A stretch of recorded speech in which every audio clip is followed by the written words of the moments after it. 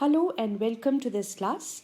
We are in the process of learning post-Freudian theories to personality. We have understood Freud's theory of personality development in detail. We have started with a post-Freudian theory of personality given by Karen Horney. Karen Horney, Erich Fromm, Adler, Alfred Adler, Carl Jung, and Erik Erikson, as we had learned in the last lecture, are some of the post-Freudians. In this lecture, we are going to take up Erik Erikson's theory to personality. Erik Erikson proposed a psychosocial theory of personality which gives an 8-stage theory of the development of personality starting from infancy and going till the old age. So Erik Erikson gives a stage-wise model of personality development, and according to Erikson, personality development starts from the stage of infancy and goes on till the person achieves old age. We'll be taking up each of these stages one by one in detail. To quickly tell you about these stages, every stage given by Erik Erikson involves a certain kind of crisis for the individual. Resolution of that crisis leads to healthy development of personality, whereas failure to resolve the crisis successfully leads to an unhealthy development of personality. So let us start with the first stage of Erikson's theory of personality. The first stage given by Erikson starts at the time of birth and continues for about a year. This is the stage which is characterized by a crisis between basic trust and basic mistrust. So there is this stage involves development of a basic trust versus basic mistrust in the infant. This corresponds to Freud's oral stage. If you remember, Freud has given 5 stages of psychosexual development. The first stage is the oral stage. This stage, which involves stage 1 given by Erikson, which involves the crisis between formation of basic trust versus basic mistrust in the child, corresponds to Freud's first stage, which is the oral stage.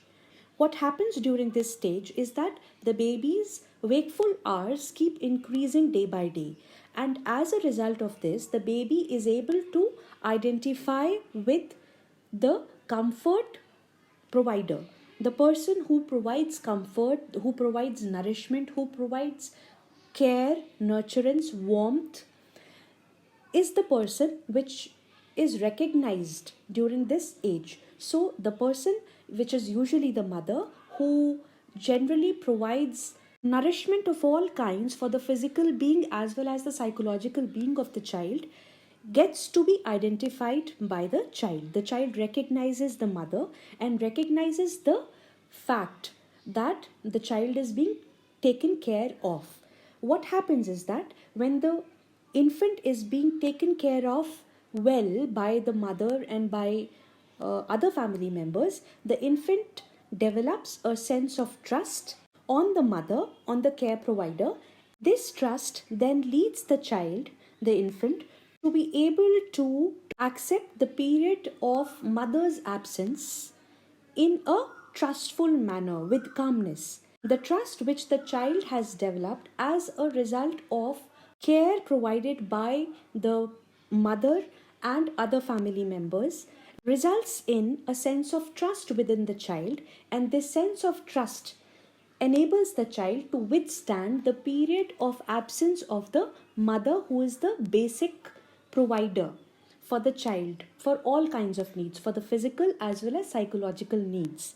Now, this trust that the child has on the mother and on the environment generally then leads the child to trust himself or herself. So, the infant who is cared for by others around him, particularly the mother or other people who are involved with caring for the infant, when the infant receives good amount of care and nurturance and warmth, the infant develops trust, and this trust then translates into a trust not only on others around but also on the infant itself. So through the trust which the infant develops as a result of good parenting or good mothering, the infant is able to trust others as well as itself. On the contrary, an infant who does not receive good parenting or good mothering, enough warmth, nourishment of all the psychological and physical needs, develops a sense of mistrust or basic mistrust, as Erikson calls it. This mistrust is not only on others around but also on itself. So, a baby who does not receive, an infant who does not receive good amount of parenting or particularly mothering, is not able to trust others and also not able to trust itself. So there is a basic mistrust in this kind of an infant. According to Erikson, what happens is that if there is a favorable ratio of basic trust and mistrust, the infant achieves a sense of hope. A virtue which is achieved at this stage is the virtue of hope. The second stage involves accomplishment of autonomy versus shame and doubt. This age starts at the age of 1 year and continues till 3 years. This stage, the stage 2 given by Erikson, corresponds to Freud's anal stage. According to Erikson, the child at this stage indulges in more activity oriented experiences, which means that the child becomes physically much more active than he or she was before. So, this activity leads to a dual demand upon him. Now, this dual demand is one, a demand for self control, which the child wants for himself or herself. The child wants to accomplish a sense of self control, and there is another demand which is coming from the environment, which asks for acceptance of control from others. So there are parents, there are other caregivers in the family who are trying to control the child because the child is moving a lot, child is involved with a lot of movement and lot of exploratory activities. The child at this stage wants a sense of self control or a sense of autonomy, and the child is also being controlled by others around him. Obviously, the elders around the child are trying to shape the child's exploration in meaningful ways, or the parents would tell the child to do something and not to do some activities. So, this is how others are also trying to control the child. Now, the child is caught up between two kinds of demands. One is the demand for autonomy, the desire to achieve a sense of self control or autonomy, and the other demand is to accept control from others. Now, as Erikson is a post Freudian, and Erikson borrows a lot from Freud's theory of psychosexual development, and this stage, as we have already discussed, corresponds to Freud's anal stage. So, this is the stage where the child is being toilet trained by the elders around him or her. Now, there is a lot of shame involved in the whole process of toilet training. So, according to Erikson, what happens is that there is a tendency in the adults around the child to use shame in order to control the child's willfulness, in order to control the child's desire to be autonomous or to follow one's own will. The child wants to follow one's own will, and the elders around have a natural tendency to use shame in order to control the child's movement or exploratory activities. According to Erikson, the use of excessive shamefulness by the adults results in unhealthy development. A child who is trained by the use of excessive shamefulness would not be able to develop a sense of autonomy, rather would develop a sense of shame or doubt around his own self. So, a child who is able to gain autonomy as a result of encouragement provided by the elders around would develop a sense of pride around himself or herself, whereas a child who is being shamed excessively would develop feelings of doubt or shame around himself or herself. A child who is able to develop a sense of autonomy as a result of encouragement from others, from elders particularly, is able to achieve a virtue of will. The child becomes willful, the child becomes determined. So there is this element of determination coming in as a result of the child's development of autonomy. On the other hand, a child who is being shamed a lot and who fails to develop a sense of autonomy, rather develops a sense of shame and doubt around himself or herself, lacks a sense of will or determination. The third stage, according to Erikson, is the stage which involves accomplishment of initiative versus guilt. This stage corresponds to Freud's latency stage. During this stage, the child expands in mastery and responsibility. So the child wants to master a lot of things, and the child also develops a sense of responsibility. Now, at this stage, autonomy acquired during the previous stage combines with initiative at this stage. So, the child who has been able to master a sense of autonomy at this stage is able to take initiative and accomplish tasks in a much more confident way.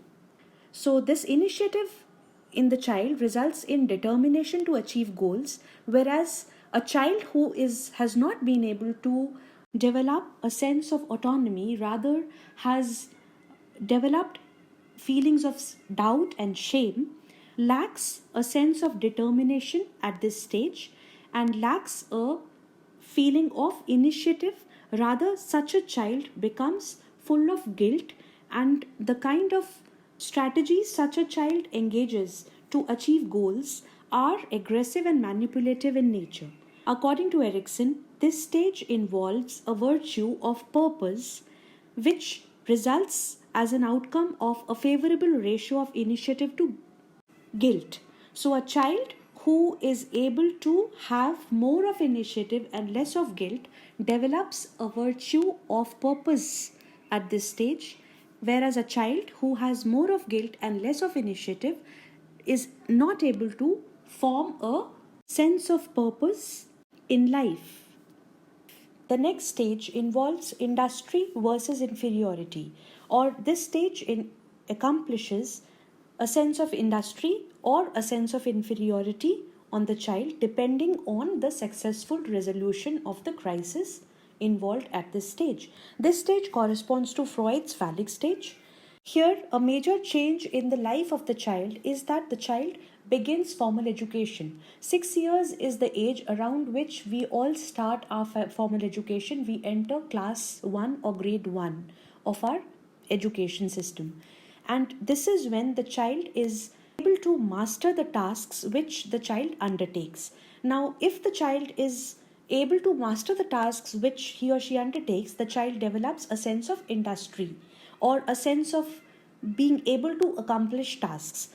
On the other hand, a child who is not able to master the tasks which the child undertakes, or the child is surrounded by adults who make him feel as if he or she has not been able to master the tasks which the child has undertaken, this results in a feeling of inferiority within the child. Inferiority refers to a feeling of general inadequacy. Such a child who is either made to feel that he or she is not able to accomplish the tasks with mastery, or if the child is actually not able to accomplish the tasks which with mastery which he or she undertakes, such a child develops a feeling of inferiority or a general feeling of inadequacy within himself.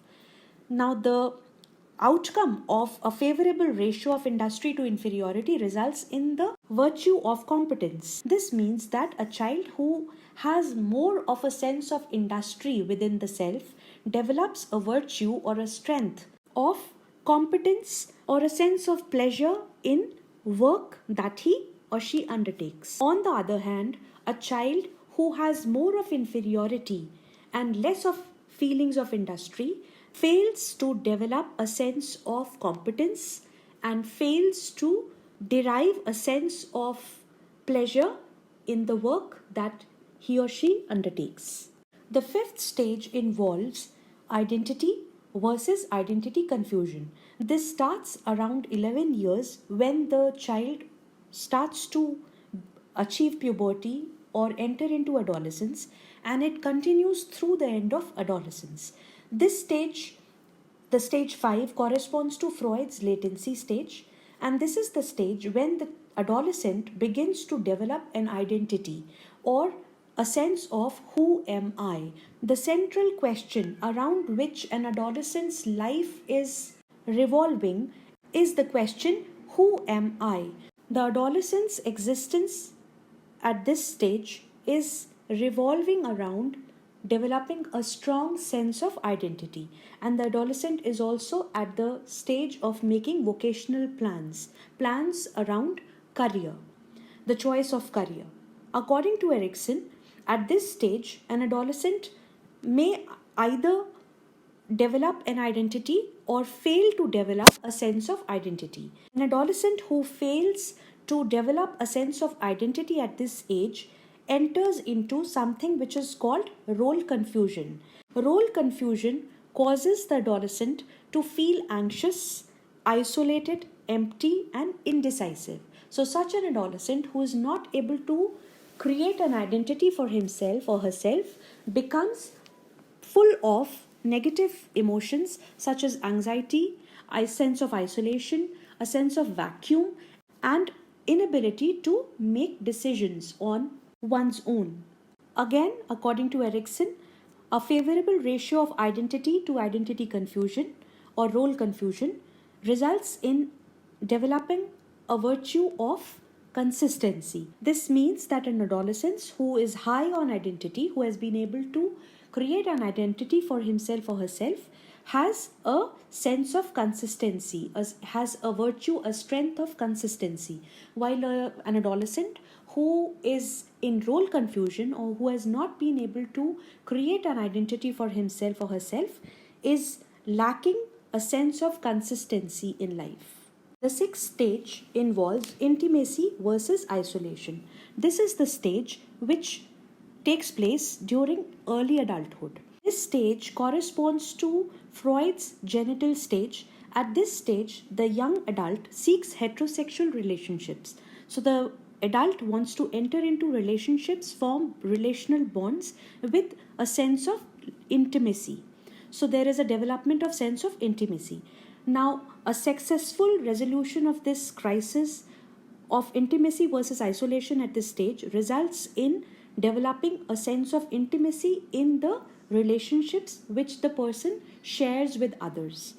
On the other hand, a young adult who fails to develop a sense of intimacy in relationships tend to have feelings of isolation. So, isolation results in avoidance of relationship. So, according to Erikson, this stage involves development of intimacy or isolation. A young adult who is able to find intimacy gets into relationships involving a sense of intimacy, whereas a young adult who has not been able to successfully find intimacy shies away from relationships or avoids relationships altogether. Again, a favorable ratio of intimacy to isolation results in a virtue of love.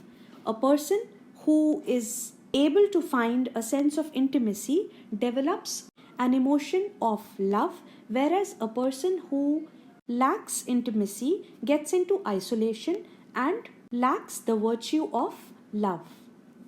The seventh stage involves the crisis between generativity versus stagnation.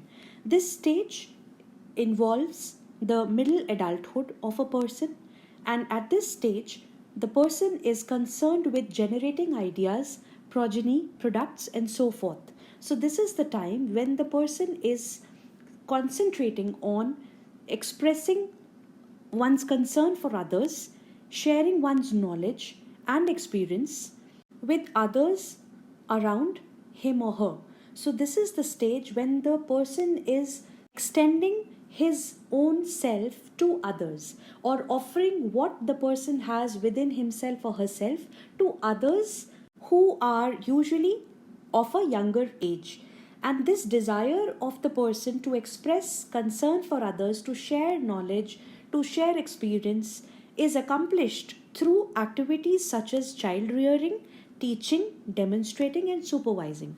So, middle adulthood is characterized by taking up roles which involve lot of sharing of ideas, care and concern for others, expression of care and concern for others, and being able to contribute to the growth of others who are usually of a younger age. And people generally at this age are involved with activities such as rearing of children, teaching students, or demonstrating or supervising the work of people. Failure to achieve generativity results in a sense of stagnation. So people who are successfully able to take up roles which involves looking after the growth of others or facilitating the growth of others through roles such as teaching, child rearing, or supervising are able to achieve a sense of generativity, whereas people who fail to accomplish such roles, they experience a sense of stagnation. Stagnation involves feeling of being impoverished or a lack of something. Here again, the virtue of care is the result of a favorable ratio of generativity to stagnation.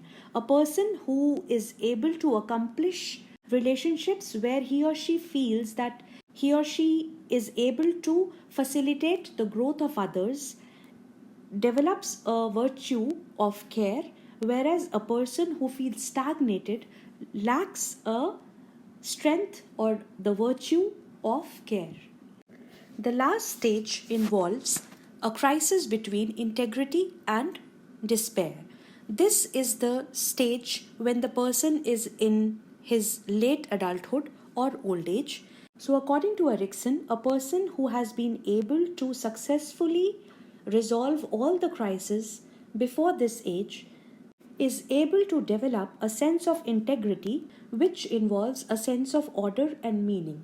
So, at this age, the person looks behind the entire life that the person has lived, and if the person has been able to develop virtues of the previous stages, at this stage also the person will be able to develop a sense of integrity and derive a sense of order and meaning out of the life which the person has lived. On the other hand, a person who is not able to derive a sense of integrity experiences despair, which involves feelings of sorrow, especially for being at the end of one's lifetime. So, this is the age when death can be seen very close by. So, the person can sense death coming anytime. So, a person who is experiencing despair as a result of not being able to resolve all the previous stages in a successful manner, such a person then feels despair or feels threatened or feels afraid of the approaching death. Again, a virtue which the person develops as an outcome of favorable ratio of integrity to despair is wisdom. So, a person who feels integrity within the self is able to have the virtue of wisdom, whereas a person who feels despair at the life that the person has lived or despair because of the impending death which can come anytime, such a person is unable to experience a sense of wisdom regarding life. So, here we have a summary of Erikson's psychosocial stages of development.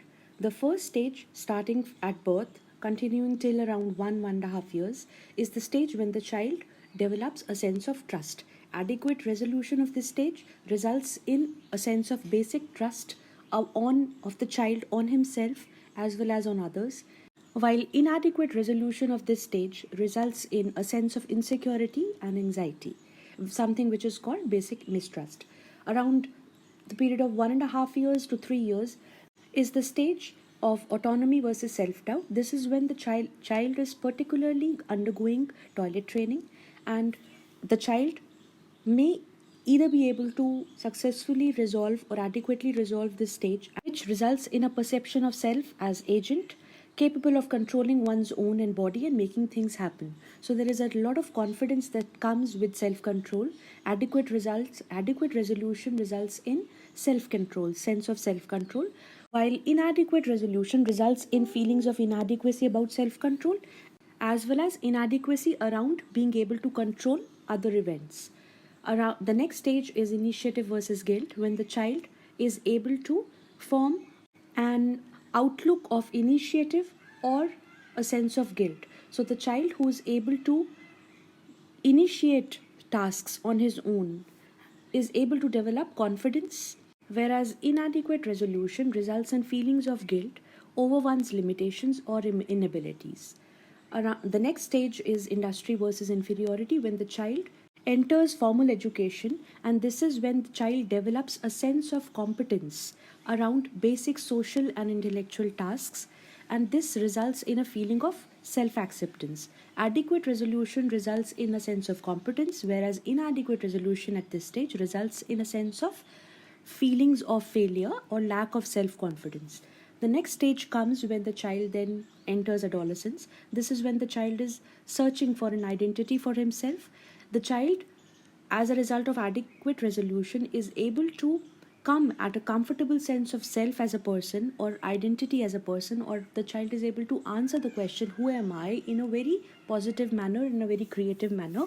This results to a sense of identity or a sense of self as a person, whereas inadequate resolution at this stage results in a sense of self that is fragmented, shifting, unclear, or confused.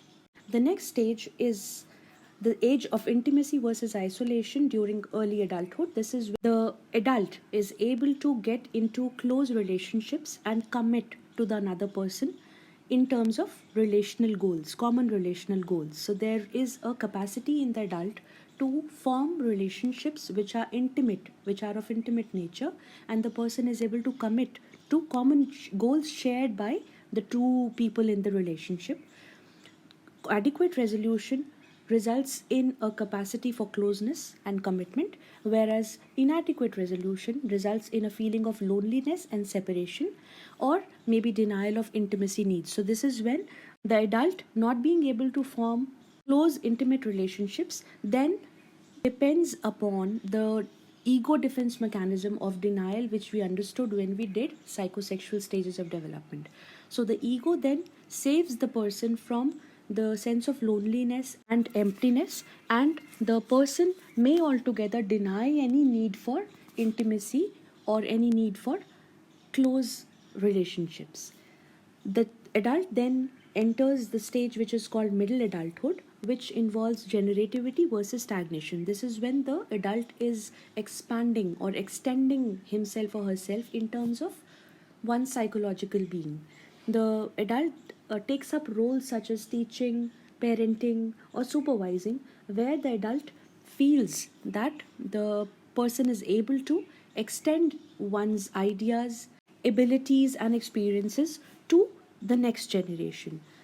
Adequate resolution of this stage results in a focus of concern beyond oneself to family, society, future, and to the younger generations.